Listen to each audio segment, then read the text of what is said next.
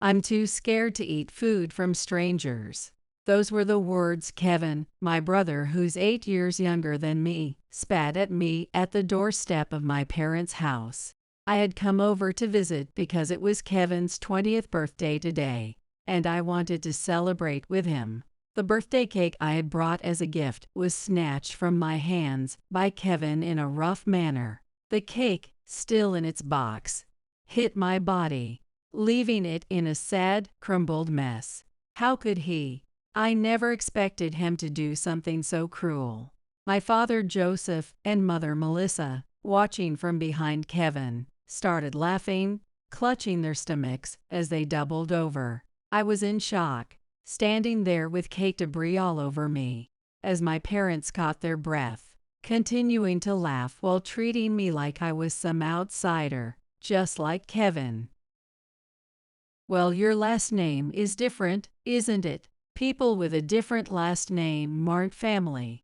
It was shocking to hear them say that just because I'd taken my husband's last name after marriage, I was no longer considered part of the family. When I questioned them, they briefly gave me puzzled looks, then burst into laughter again. "You were more like a maid from the beginning, weren't you? I always wanted a boy. It's your fault for being born a girl." I felt a cold breeze cut through me, chilling me to my core. Once a woman marries and leaves the house, she's no longer part of the family. Kevin said this while grabbing the gift I had been holding. "I'll take this, though," his tone shifting to one of selfish convenience. "We only celebrate with family, so you should leave, since you're not family anymore." With a gesture as if she was shooing away a stray animal, my mother pushed me away. Taking a deep breath, I complied with their wishes and told them I would no longer send them any financial support. I thought at least they would show some concern, maybe panic a little, but instead, both my parents and Kevin just sneered, claiming it was a bluff, mocking me. It took exactly 1 month for my so-called "What do you mean by this? Explain yourself" ex-family to come banging at my door, screaming. My name is Amanda. I'm 28 years old. From elementary school through high school, I consistently maintained good grades and went on to a state university. After graduating, I landed a job at a reasonably well-known company. If you look at it that way, you might think I've had a perfectly normal, even privileged life, but that's far from the truth. Until 2nd grade, I was an average child, not rich, but living a relatively simple and peaceful life. Everything changed when Kevin, 8 years younger than me, was born. My parents, ecstatic that they finally had a son to carry on the family name, started doting on Kevin while pushing me aside. No, looking back, just being ignored might have been better, because with both their jobs and Kevin to take care of, my parents began making me do all the household chores. I had become what is now known as a young carer. A young carer is a child under 18 who regularly takes on tasks or responsibilities that would normally be handled by an adult, like household chores, family care, or even providing support for a sick family member. When I first learned this term recently, it hit me that this was exactly what I had been. With Kevin in her arms, my mother would yell at me as soon as I walked in the door from school, my bag barely set down. "Amanda, get started on dinner. It's bad enough that your cooking tastes terrible, at least put some effort into it." Of course, my mother had never actually taught me how to cook, so how was I supposed to prepare dinner? But I knew that if I didn't try, I'd just get scolded, so I started borrowing cookbooks from the school library, desperately trying to teach myself basic meals that even a kid could make. I still remember the time I made scrambled eggs for the first time, and there were pieces of eggshell in it. My parents yelled at me for that. They also complained that the meal was too plain, but at that time, that was the best I could do. Every day, I was scolded until I could manage to make decent meals using ready-made and frozen foods. Looking back as an adult, I wonder why my parents didn't fear the idea of a child cooking on their own with fire and hot surfaces involved. The bathroom was filthy. You're supposed to be the older sister, and yet you can't even clean properly. My dad would always find some small stain or dirt and use it as an excuse to yell at me. It wasn't just cooking and cleaning. Laundry was also my responsibility. Every morning before school, I hung up the laundry, and when I came home, I had to put it away. If it rained, it was my fault for not checking the weather forecast. How was I supposed to know the weather when I wasn't even allowed to watch TV? Looking back, I now realize this was far beyond what could be considered typical chores for a child. At the time, I didn't notice because it was just expected of me. While I was doing all these household tasks, I'd watch Kevin being doted on and spoiled, and I couldn't help but feel jealous of him. As time went on, I started focusing solely on how to avoid getting yelled at and how to make my parents happy. That mindset helped me become efficient at doing chores and also allowed me to stay near the top of my class.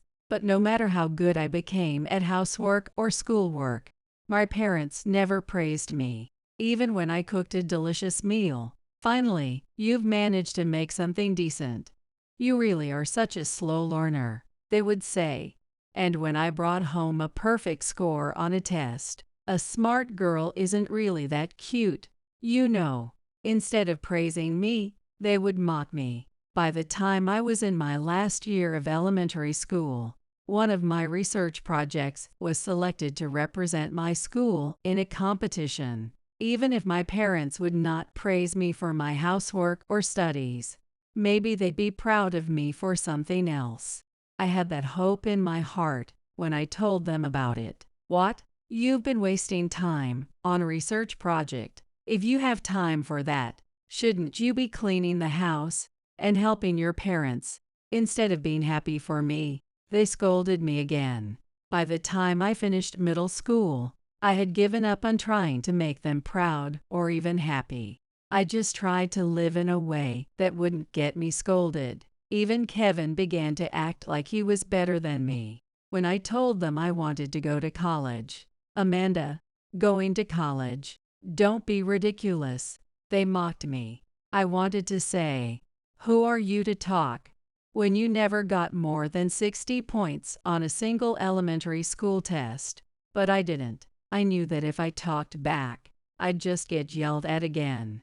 College is expensive. You'll need to get a job and help support the household. You know we can't afford to send you to college, right? Of course, my parents were completely against the idea. If I can't get into a state college, I'll give up. I can cover the tuition if I go to a state school. Please, let me try. I begged until they finally gave in, but life only got harder after I got in. Not only did my parents refuse to pay for my tuition, but they also started demanding that I help with household expenses, even though they knew that I was using my part-time job income to pay for school. You decided to go to Amanda, right? Our family is not financially stable, so helping each other is what family does. If it's too hard, maybe you should just drop out of college. I was told this. After that, I worked part-time, sacrificing my sleep, and somehow managed to graduate from college. That's why I don't have a single happy memory from my college days. It was all about part-time jobs, housework, and studying. I was too busy to make any friends, and my college life was far from enjoyable. Not being loved by my family, and not even having friends, I thought I would spend my life without being needed by anyone. With that fear lingering in my heart, I started my first job and met the first person who ever said they liked me. It was Nicholas, who was 2 years older and trained me at work. After about 2 years of dating, I got married at 26. Although my parents were strongly against it, I managed to convince them, and now I live with Nicholas, who is my husband. It's been 2 years since we got married. I've tried to keep my distance from my family, but today I decided to visit my parents for the first time in a while. Today is Kevin's 20th birthday, a special milestone. I rang the doorbell, holding a birthday cake and a present. "Who is it?" Kevin acted like he didn't know who I was. "Playing around. Stop joking," and opened the door. I brought a cake and a present. After a while, Kevin burst through the front door and snatched the cake box from my hands. Then, as I let out a small gasp of surprise, he threw the entire box at me. I'm too scared to eat food from a stranger. The cake smashed against me, completely ruined. My parents, who were standing behind Kevin, burst into laughter, holding their stomachs as they watched me, covered in the destroyed cake. A stranger. I stood there, shocked by what had just happened. My parents, still laughing so hard they could hardly breathe, said, "Well, your last name is different now. Someone with a different last name isn't family anymore." Just like Kevin, they treated me like a stranger. I never expected that simply changing my last name after getting married would mean I was no longer considered part of the family. "So am I no longer family?" I asked, and for a moment, my parents gave me a puzzled look. But then they laughed and mocked me. "You were always more like a maid, Amanda. I wanted a boy from the start. It's your fault for being born a girl." A cold sensation swept through me, something I couldn't quite put into words. I think this was the moment when the last bit of feeling I had left for my family disappeared. The parents I had once feared so much suddenly seemed ridiculous and pathetic. A woman who gets married and leaves the house is a stranger now. Kevin, who just called me a stranger, snatched the present I brought and said what suited him. "I'll take this, though." Adding to Kevin's words, my mother said, "The celebration is just for family, so the stranger should leave." She shooed me away like I was an animal. So I'm really just a stranger now. When I asked again, my father this time, "Who are you? I don't understand what you're saying." He shrugged his shoulders, acting like he didn't care. For 20 years since Kevin was born, I don't know why I kept looking for approval from such unreasonable parents. I could have left at any time, but I was trapped, bound to that house, and now I feel ashamed of myself. I may not have received professional treatment, but I might have been under some kind of brainwashing. I decided to comply with my parents' and Kevin's wishes. "Well then, from now on, we are strangers." As the three of them celebrated with high fives, thinking I had accepted the severing of ties, I continued speaking. "And by the way, the financial support will stop, so prepare for that." I gave a cold and formal farewell, turning my back on them. They hurled insults and mocked me from behind, but I didn't turn around. "What financial support? You've never sent anything. Stop lying. A woman in her 20s can't afford to send money home." What a pathetic, desperate lie. Liar. That's why Mom and Dad never loved you. When they realized I wouldn't turn around, they kept going. "Stupid woman. You're too scared to turn back. Huh? How embarrassing. Don't ever come back." They continued hurling childish insults until I was out of sight, around the corner. But honestly, I felt relieved. For so long, I had craved their love. But now I couldn't understand why I ever wanted love from a family like that. Now I have Nicholas, who waits for me at home. He praises me every day, even when I struggle with self-worth. And he loves me unconditionally. I quickly washed off the cake stains on my clothes at a park faucet and hurried home. When Nicholas saw me dirty, he was surprised but gave me a gentle smile. He didn't ask any questions, just softly encouraged me to take a shower. I was reminded once again of his kindness, his way of not pressing me for answers until I was ready to talk. A month later, despite having cut me off and claimed we were strangers, my parents and Kevin showed up at our house. "What is going on? Explain this to us right now." My mother's high-pitched voice echoed through the hall. I heard them banging violently on the door. Nicholas had told me not to get involved with them anymore, so I ignored them for a while, but they weren't giving up. Reluctantly, I opened the front door. "Amanda must have done something." "What are you talking about?" I honestly had no idea what they were accusing me of. After all, they were shouting without explaining anything. My university tuition payment was declined. Kevin attends a well-known private university. Although it's a private school, the program he's in is considered one of the easier ones to get into. Unlike me, he never had to work part-time or help out, and he even went to a tutoring school, yet that's all he could manage. And how does that have anything to do with me? I maintained my distant, indifferent tone. Well, the university fees were withdrawn from a bank account under my father's name, meant for living expenses. My parents managed the account, and I didn't even know the PIN, so there was no way I could have interfered. But I had a pretty good idea why the payment had failed. Before I got married, I used to put $500 into that account every month. That didn't include food expenses. Amanda's the one who cooks, so it's only fair she pays for the groceries. They used to say, making me cover the cost of food for the four of us out of my own pocket. In reality, I was probably paying close to $1,000. When I announced I was getting married, I promised my parents I would continue sending a $500 every month as financial support in exchange for their blessing on my marriage. Even so, my parents said, "Who's going to do the housework then? You expect me to work and take care of the house at the same time. Do you want me to collapse from exhaustion? How could you be such a terrible daughter?" They refused to let me get married until I agreed to send them double the amount of money every month.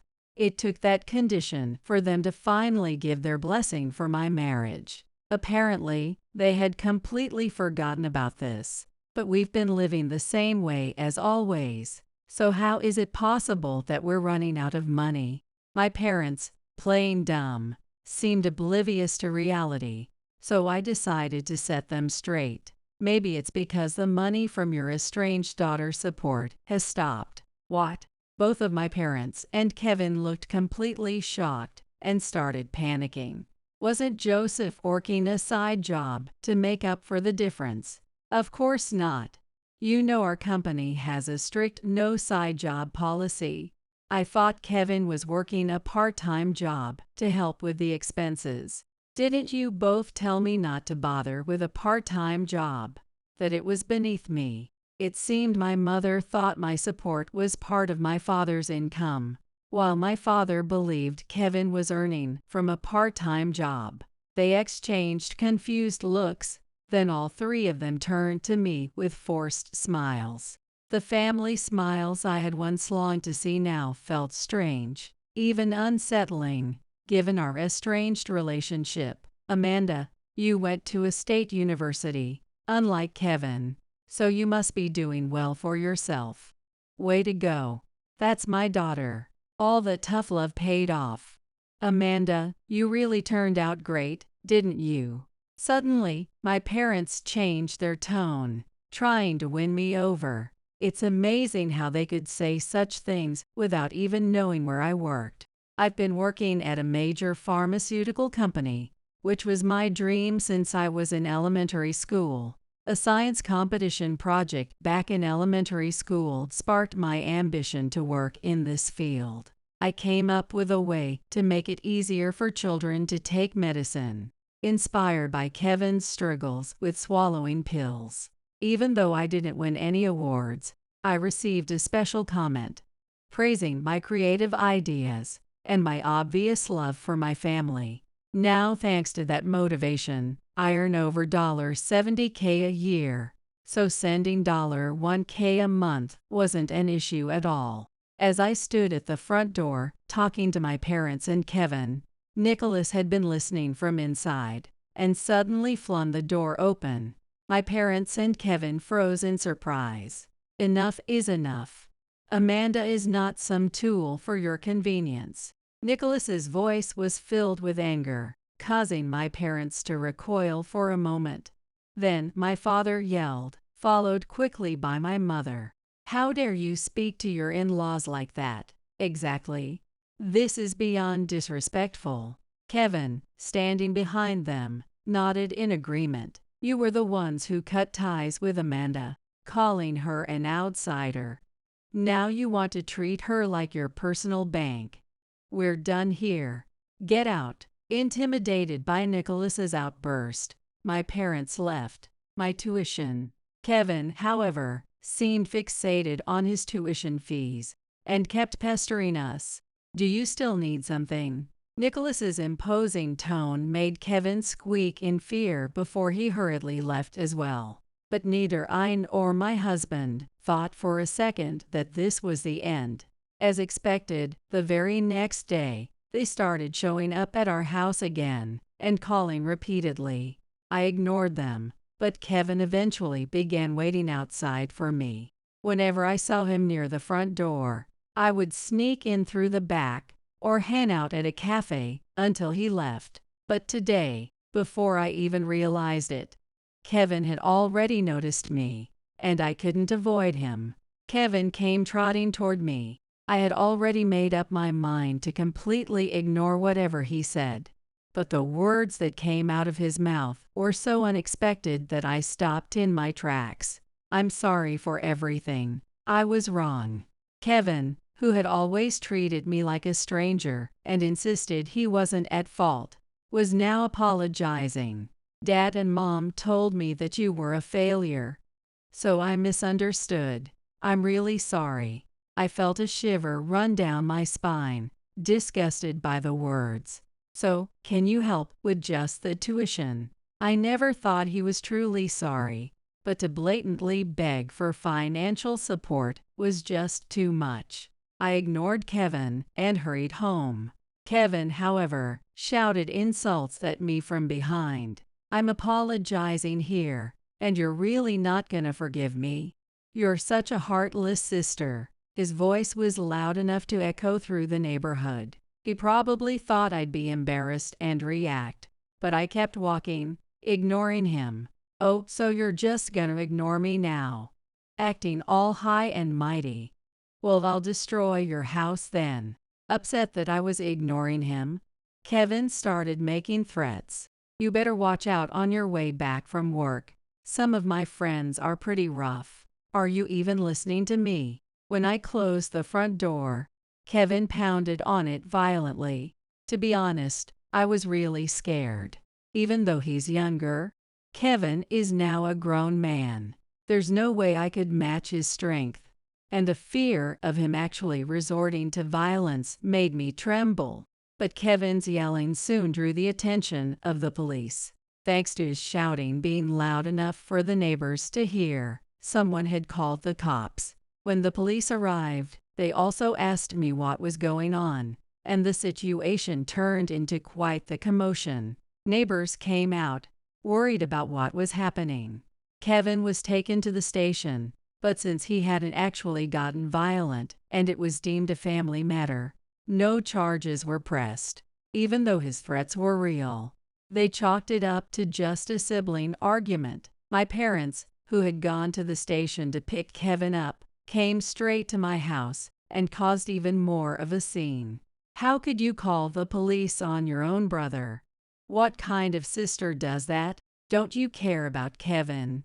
How could you treat a young man with a bright future so terribly? You're a horrible sister. Like Kevin, my parents were shouting loud enough for the whole neighborhood to hear. I thought they might get reported again, but before that could happen, the patrolling police officers came by and warned them, and I saw them leave through the window. After my parents left, the officers told me they'd be increasing patrols in the area. They said they couldn't officially intervene in family disputes, but one of the officers gave me a sympathetic smile, saying it was better to be cautious before something really happened. It was comforting to know they were looking out for me, but I also knew I couldn't rely on them forever. There was always the chance Kevin and my parents could show up when the officers weren't around. I needed to figure out a solution quickly, and sure enough, my parents and Kevin kept showing up every day, demanding money for living expenses and tuition. Even when I ignored them, they made a scene at the door, and the police had to come by to warn them again and again. At first, the neighbors seemed concerned, but as it kept happening, they began to look more and more annoyed. My husband and I apologized to the neighbors countless times, letting them know we were planning to move. People would occasionally ask us where we were moving to, but I always made sure to avoid giving a direct answer. I was worried that if my parents or Kevin found out our new location, they might somehow cause trouble, and I couldn't bear the thought of that. The neighbors would smile sympathetically, acknowledging that it was probably for the best. So when we moved, we didn't tell anyone, neither my parents, Kevin, nor even the neighbors, where we were going. One day, I ran into an old neighbor, and they told me that after we had moved, my parents and Kevin had visited the empty house multiple times.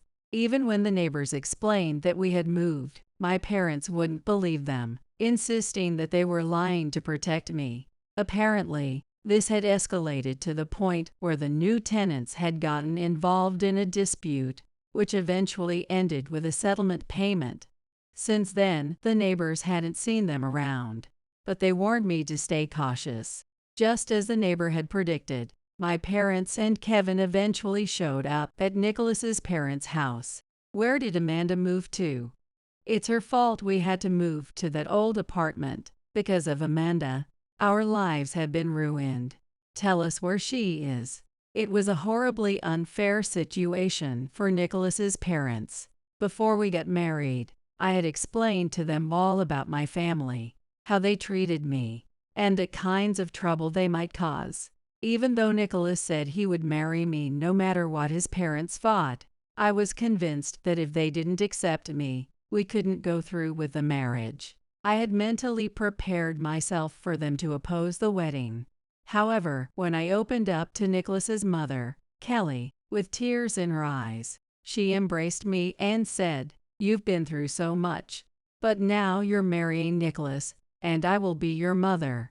You're safe now." I couldn't hold back my tears. One of the reasons I was able to withstand being treated like an outsider by my own family was because of how much Nicholas's family had embraced and cared for me. Fully understanding my situation, they had accepted me as Nicholas's wife, and Kelly and Stephen firmly refused to give my parents any information. We would never share such personal details with anyone, especially not a stranger, they said.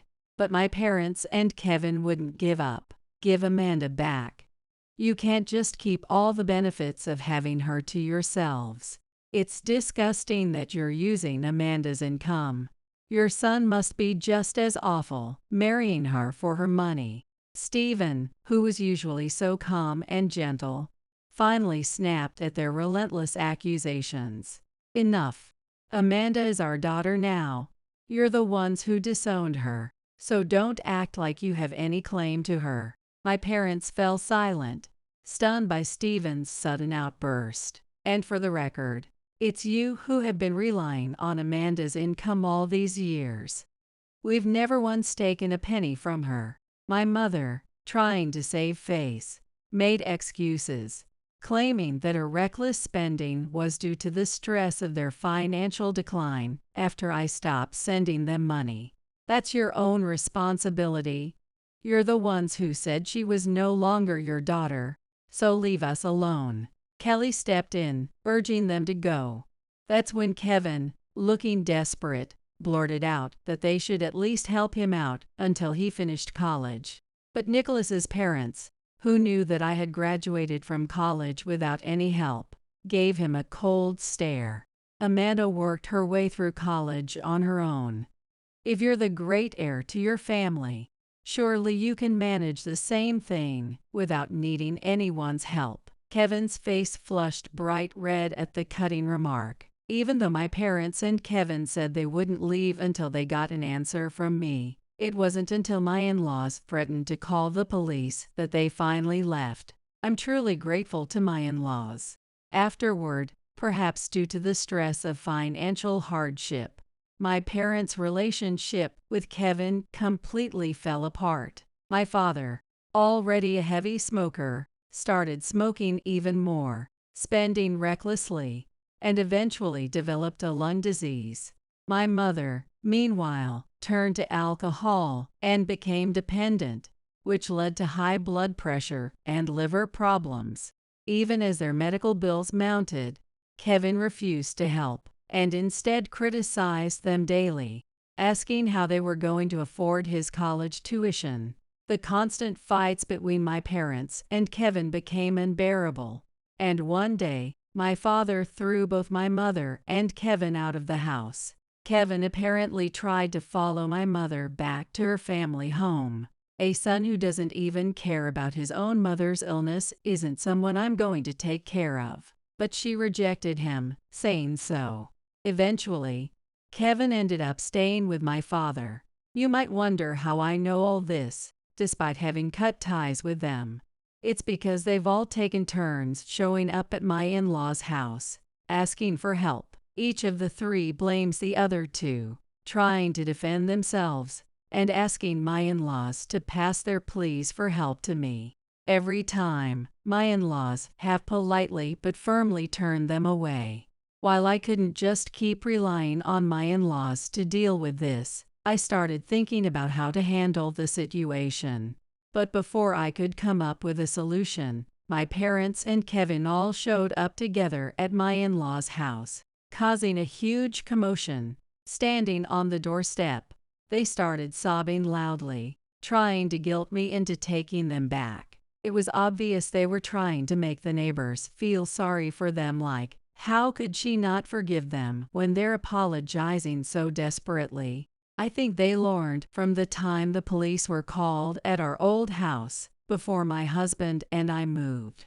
You'd think they would learn the right lesson by now, but instead they seemed to decide that crying and begging would work better this time than making a scene. Why didn't they realize they should stop bothering people altogether? I couldn't understand it. Enough already. I couldn't take their fake tears anymore, and I shouted at them as they sat on the doorstep. In fact, the place we had moved to was my in-laws' house. The reason I knew that my parents and Kevin had been coming over and bothering them was because I had seen it happen myself. Amanda, were you being held captive by these people? My father grabbed my shoulder and spouted something completely absurd. We were worried when we couldn't reach you. Following my father's lead, my mother tried to put her arms around me, but it was obvious that they thought if they acted caring, I'd fall back into line, just like before. I shrugged off their hands. I have a loving husband and kind in-laws. I don't need your concern anymore. It wasn't a literal shove. It was more like I was declaring my independence. After all, I needed to remind myself that I wasn't the same girl who had been treated like a maid and exploited since childhood. What's wrong with you? Have you been brainwashed? My father tightened his grip on my shoulder and asked, did they treat you badly? My mother reached out for me with a worried expression. Come home with us. Let's all live together again as a family of 4. Kevin flashed a smile, trying to sound like the nice guy, but the way they made it sound like I had been mistreated by my in-laws pushed me to the brink of losing my temper. Yeah, I was treated terribly, and maybe I was brainwashed too. Then, she was probably about to say, come back home, but I cut my mother off. By you guys. I deliberately raised my voice, listing all the awful things my family had done to me, one by one. My mother panicked and tried to stop me, while Kevin nervously glanced around, clearly uncomfortable with the situation. And then my father, "That's enough." He raised his hand, looking ready to strike. At that moment, a loud whistle sounded. The police Nicholas had called arrived on the scene. My parents and Kevin tried to downplay it, claiming it was just a family quarrel. "I'm sorry, I was too hard on you," my mother pleaded. "I shouldn't have ignored you, sis. We're family, right?" Kevin added, appealing to our blood ties. But I knew all too well that in their minds, my parents and Kevin only cared about money, and their apologies were nothing but a performance. Before I met Nicholas, I probably would have accepted their apologies without a second thought. But now, after experiencing real love from Nicholas and his parents, I knew what love was supposed to feel like. And this wasn't it. You guys were the ones who threw the cake at me and treated me like a stranger. Remember, it was Kevin who threw the cake, right? Kevin, who doesn't even care about our parents' illness, my father snapped, suddenly throwing Kevin, once his beloved golden child, under the bus. That triggered Kevin's outrage. "What? You're the ones who told me to kick her out." "I never said that." The three of them started fighting among themselves, as if this kind of chaotic scene was completely normal for them, even though the police were standing right there. The officers rushed in to stop them, but in the commotion, one of my parents accidentally hit a policeman on the cheek. At first, the police had been reluctant to intervene in what they saw as a family dispute, but now they couldn't just stand by. It was an accident, so it didn't count as obstructing justice, but the police couldn't simply ignore it either.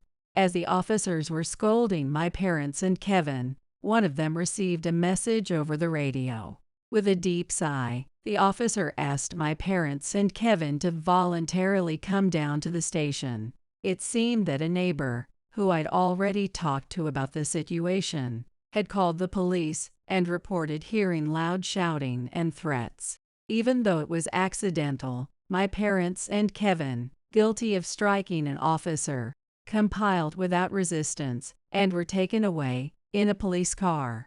As they were being led into the car, my husband, my in-laws, and I have already decided to move away from here, so there's no point in coming back. I called out after them. My parents and Kevin frantically tried to cling to me, but the police officers quickly escorted them into the patrol car. The only reason I even showed myself to them was because we had decided to move, as Nicholas had been transferred, and the whole family was going to relocate. "It's all okay now." Kelly gave me a reassuring pat on the back. My stomach was in knots. Nicholas sighed in frustration. He had been completely against me facing my parents and Kevin, but when I told him it was my final way of breaking free, he finally understood and supported me. Stephen nodded and simply smiled at me. I realized just how lucky I was to be surrounded by such a loving family. As for my parents and Kevin, who had been taken away by the police, they only received a strict warning, but their lives now are so miserable that maybe prison would have been a relief. My parents had to quit their jobs because of their health problems, and they can't afford the proper treatment. Kevin ignored his student loan bills, and after breaking his agreement for an extension, the university also found out he tried to force my parents and me into paying through intimidation and violence. As a result, he was expelled immediately. Having been evicted from my father's house, Kevin had no place to go. He found a job at a company far away that provided accommodation, and it paid well. But he quickly became addicted to gambling, blowing nearly all his income on it. As for my husband and myself, we've settled into our new home, balancing our careers while enjoying a happy life together. My in-laws lived close by, and we all had a comfortable distance that worked for everyone. But then the idea of moving in together came up. It seemed like the best choice to prioritize both family and career. The multi-generational home we're building together with my in-laws will be ready in about a year. I hope the 5 of us can live happily together after that. There's no job for someone with such low education. What can a person without any real learning do? My boss said this while laughing, mocking me, a woman who grew up in a single-parent household. I had been working hard all this time for my mom, who raised me single-handedly. He never recognized my efforts and even belittled my mom.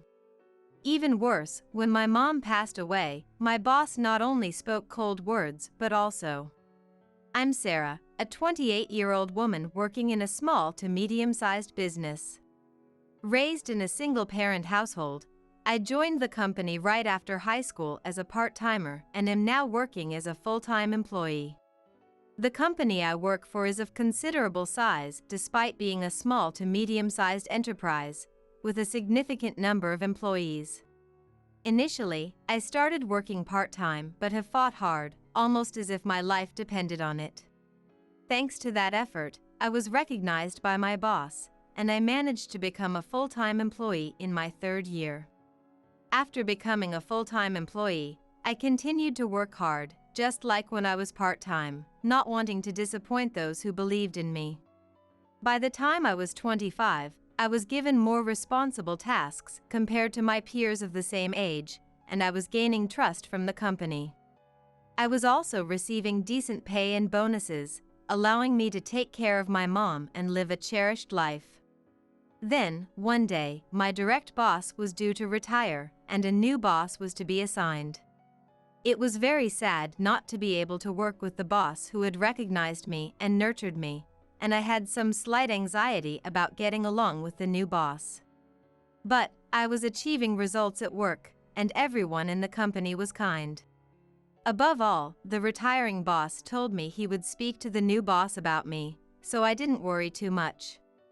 Then, the day of the new boss's first day came after my old boss retired. That day, I was called by the new boss, Christopher. I thought he wanted to talk individually with the person who would become his subordinate, so I headed to the designated conference room. But there, I was thrown unbelievable words by Christopher. "Are you Taylor? The high school graduate from a single-parent household who went from part-time to full-time?" Certainly, the Taylor they were referring to in the resume is me. But I was utterly shocked when they brought it up out of the blue. What on earth does this person want to talk about with me? Their attitude wasn't light or conversational, it was intimidating, like they were judging me. My first impression of this boss, who came at me with such a high-handed attitude, was the worst. But I knew we would be working together for a long time, and I didn't want it to affect our future work. "Yes, I am Taylor. I look forward to working with you." I greeted the boss with a smile, trying to brush off their comment. I still didn't know what kind of person this Christopher was. I thought it best to handle the situation calmly, but Christopher continued to barrage me with unkind words. "A single-parent household upbringing, huh? You probably can't work. You didn't even go to college. What can an uneducated person like you do?" I was more than surprised by this statement, I was dumbfounded. It's true that I was raised in a single-parent household and only graduated from high school, but I am the one who has been performing well in this department. I admit I'm not highly educated, but I am producing results in my job. "I may only have a high school diploma, but I believe I'm achieving good results." I explained to Christopher that I might have shortcomings, but I am still delivering results. "I noticed that, but it seems like your previous boss liked you quite a bit, right? He looked crude and lecherous to me. Perhaps you seduced him to get good results?" Christopher started saying something baseless, as if there's no way someone like me with only a high school education could do the job. "That's not true. My previous boss took a special interest in me, but he only guided me so that I could do my job properly. Of course, there was no truth to what Christopher was saying, and I couldn't keep quiet after being insulted about my former boss who had nurtured me. I didn't understand why he could berate me, a complete stranger, so much, but it must have been his inherent personality. The thought of having to work with such a boss in the future weighed heavily on me. Christopher was smirking at me, and it became clear that he didn't like me at all. But if I could prove my worth in front of this boss, there would be no more room for complaints. From what I heard, this boss truly believes in meritocracy. I decided there was no other choice but to use that to my advantage and work even harder. Then, just as I was returning to the office from fieldwork, it happened. Hey! Where have you been? No sooner had I returned to the office than Christopher started yelling at me. I was out on fieldwork. I had noted on the schedule that I would be out on fieldwork today. Confused as to why I was being yelled at, Christopher deliberately came over to me. You're no good at your job, so you might as well do the menial tasks. Organize these documents, he said, handing over a massive stack of papers. It wasn't my job, and I didn't have the time to spare for it. But I couldn't defy the boss's orders, so I reluctantly began to organize the documents. Christopher looked at me with a satisfied expression as I quietly sorted the papers. Perhaps because I obeyed his command, he began piling daily chores on me from that day on. Whenever I tried to do my job, I was accused of being a payroll thief for not doing the assigned work, or yelled at for hours over minor mistakes. He even insulted me, saying, "You can't work because you come from a single-parent household." Until now, I found satisfaction in my work by producing results and being recognized by the company. I was earning enough, providing for Mom, and living without complaints. But now, I feel stress every single day. I have to live, and quitting my job now would worry Mom. I wanted to avoid that at all costs, so I desperately continued to work. One day, Mom came to me with a request. She wanted to find part-time work. Even though I was paying for living expenses and supporting her, she apparently didn't plan on being taken care of forever. She was considering when I might get married and wanted to save some money for herself. I couldn't afford to refuse it either, so I decided to talk to the company. Fortunately, they were hiring an office worker at the time, so it was a perfect fit. It had nothing to do with my department, so I shouldn't have to deal with that horrible boss. After consulting, I was immediately interviewed, and Mom was successfully hired. And so, Mom started working as an office worker at the same company where I work. Mom was happy with the comfortable workplace, saying that going to work every day was enjoyable. But a week after Mom started working, I was called by Christopher. Your mom got hired as an office worker? That short woman? Is she the one who raised you as an uneducated idiot? Christopher always looks at me with a nasty expression, making fun of Mom too. I didn't know why he knew about Mom, who had taken an office job without speaking to him, but my stress more than doubled. It was more unbearable to have Mom spoken ill of than myself. Above all, I was worried and restless, wondering if Christopher would say something directly to Mom. I didn't want to make Mom feel bad. However, contrary to my worries, everything seemed to be going smoothly with Mom. As I had feared, Christopher occasionally came to make snide comments, but Mom is a strong woman who raised me all by herself. It seems that such things don't bother her at all. It's like a child's insult. Mom laughed. I was relieved by Mom's strength, as she didn't seem to care about Christopher at all. Even after that, Mom didn't pay any attention to Christopher and enjoyed working in her new environment.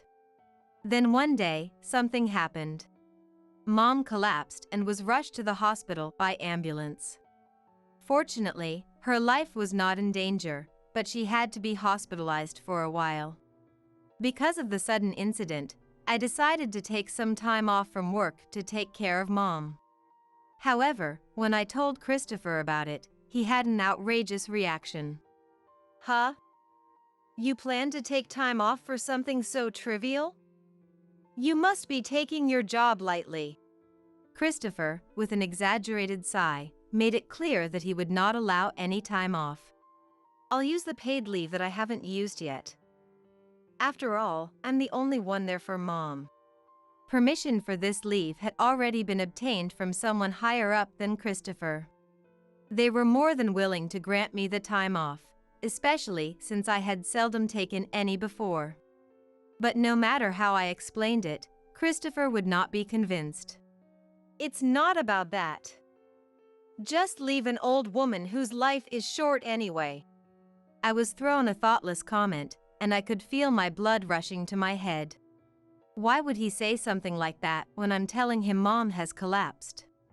I've endured everything he said until now, but I finally reached my breaking point. I can't work under such a person anymore. Once I thought that, I couldn't hold myself back.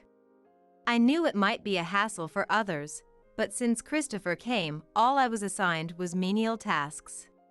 Having lost all motivation and given up, I immediately told Christopher that I was quitting.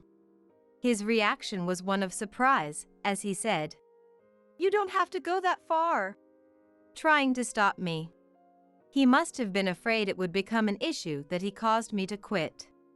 But, of course, my feelings didn't change. I had enough savings, and I could live on that for a while. Ignoring Christopher, I quit my job on the spot and devoted myself to taking care of Mom. Eventually, things settled down with Mom's care, and I decided to re-enter the workforce. I thought about doing the same kind of work as before, but I, having been successful and confident in my abilities, chose otherwise.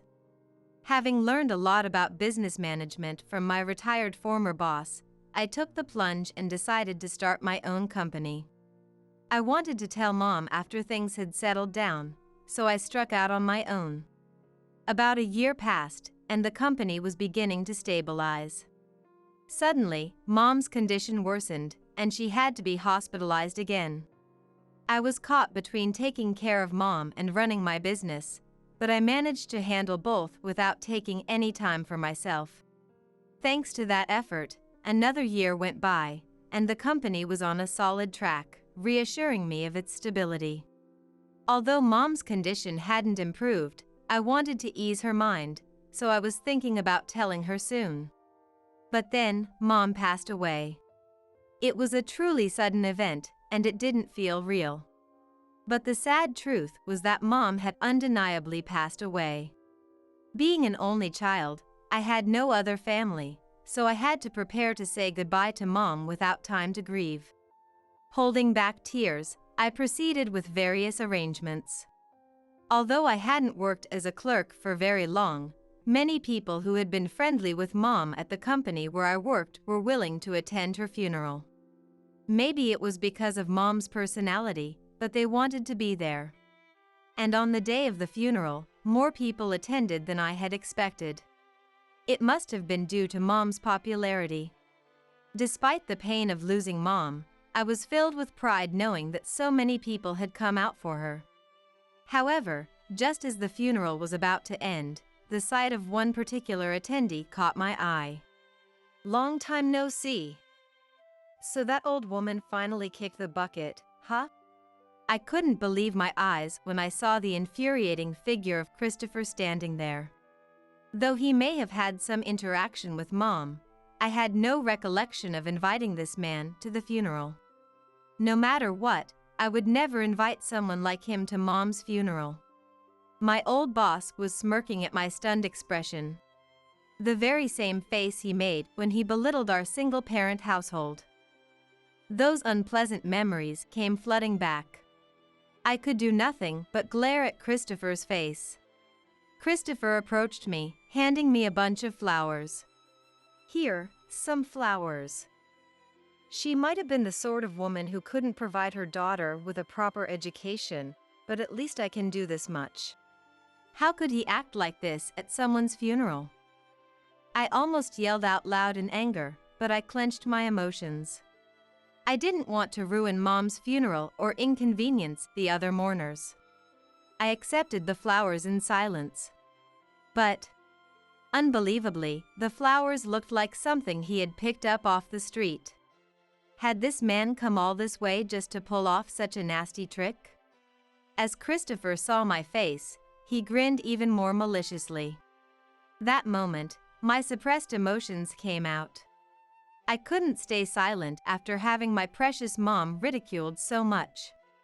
This is how you feel about me, then? I understand. In that case, I'll have to call off our business deal with your company. Christopher stared blankly at me as I said this. Huh? Deal? What are you talking about? My foolish former boss looked clueless, not understanding what I meant.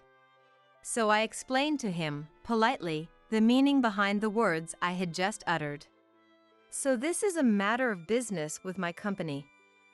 I've been asked by my colleagues and seniors in the sales department to sign quite a lot of contracts, but I want to terminate all of those contracts. I want to rethink our relationship with a company that has someone like you, I declared. At first, my former boss didn't believe me, but the next day he sent a written notice to Christopher's company. Christopher, upon seeing it, looked quite pale. He never expected that I had started a business and succeeded, so he came to apologize immediately with the president. I'm sorry, Christopher said, his attitude hardly apologetic. My anger did not subside. You're sorry? You think that's enough? Insulting my mom while she was alive, only giving me menial tasks, and what about the funeral? You think everything until now can be made right with such a shallow apology? As I continued to speak, Christopher looked at a loss for words. Beside him, the president, who had come along, apologized deeply. I'm so sorry for not noticing, he said, tears welling in his eyes. I had been greatly helped by the president, so I felt terrible. In the end, out of respect for the president, I decided to continue the business relationship. Hearing me and the president talk, Christopher wore a relieved expression. Oh, what a relief! Let the bygones be bygones, and move forward together, he said, offering a ridiculous smile and extending his hand for a handshake. He must have thought we had reconciled. But it wasn't such an easy situation. You're fired, Christopher, the president announced right in front of me. What, fired? Why? I got forgiveness, and we're continuing the deal, Christopher protested to the president, looking disbelieving. The president had decided to fire Christopher, knowing I would not be satisfied continuing the business relationship this way. I only decided to continue the deal out of respect for the president. I never intended to forgive you. I will never forgive you no matter what you say, I said, as if delivering the final blow. Christopher fell completely silent. It's the result of your own words and actions. President spoke as if tossing his words aside and then left, dragging a completely dejected Christopher with him. The next day, it seems that my former boss really was fired from the company. Afterward, I received a resentful call from Christopher. He lamented losing his position and the fact that finding a new job at his age would be difficult. You've ruined my life. Take responsibility for what's happened, he yelled over the phone. I made a proposal to the furious Christopher. How about I hire you at my company? I can't pay you much, but it seems like you're out of a job because of me. When I said that, taking responsibility as he demanded, he suddenly exploded with emotion and hung up. Being employed by someone he had ridiculed must have been a complete humiliation. I knew he probably wouldn't accept this offer. But a month later, apparently unable to find another job, Christopher asked me to hire him, abandoning all his pride. Honestly, I was surprised, but I decided to hire Christopher. Then, I made him experience the same humiliation I had endured as an employee. Hey! Why do I have to do these menial tasks? Anyone could do this. Now that our positions were reversed, Christopher began to complain. But I kept him on menial tasks, giving him no responsible work. At your age, to be fired for incompetence? I can't imagine you'd be able to handle real work. Besides, the boss's orders are absolute, so you can't defy them, please. I said coldly. Christopher looked downcast. He looked entirely different from the arrogant person he was at his previous workplace, and his appearance was extremely shameful. Soon after, Christopher quit the company. He probably couldn't endure the humiliating treatment from me, but it was all something he had done to me. Doing to others what you hate being done to yourself is just nonsensical. Not understanding such a simple thing eventually leads to a difficult situation where everything is lost. By the way, my company is still growing steadily and doing reasonably well. Persistent effort will surely bring results, and without it, only modest success will follow. Whether you end up like Christopher or not is truly up to you, I believe.